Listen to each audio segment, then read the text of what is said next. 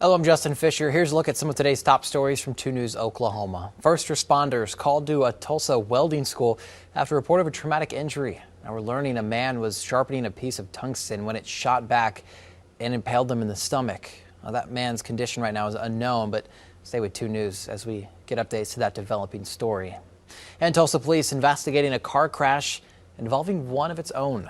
TPD says around 6 this morning, an officer was heading east on 61st Street when another eastbound car tried to turn left onto I-60 or 169, that is. They crashed. Only minor injuries were reported. Nobody was taken to a hospital, but we do know that those vehicles were unable to be driven. They were towed from the scene. And this morning around 8:30, Tulsa police were called out to a grandmother and grandson hit by a vehicle. Police say both had minor injuries, were taken to a hospital as a precaution.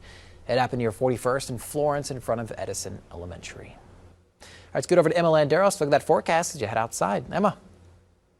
Well, very similar to what we saw yesterday. Expect highs to stay in the mid-40s. The only difference here is we're dealing with a lot more of that cloud coverage, mostly cloudy skies with those calm northeast winds are going to keep the temperatures below normal. We're usually at around 61 degrees, so 45 as a high in Tulsa, Muskogee 47, McAllister at 46 degrees. Overnight, temperatures will drop below freezing at around 29, but a nice warm up on the way for Wednesday. Eventually, as we are seeing those south winds, and then we'll eventually cool off slightly as we are dealing with another cold front arriving Thursday into Friday. Thursday evening, we'll start to see some areas with the rain. That's going to transition into wintry mix and then some snow. We're definitely going to be expecting snowfall for Friday morning. Accumulations is still uncertain as we're still a few days out, but we will eventually warm back up for the weekend with temperatures in the 60s and then climbing in the 70s.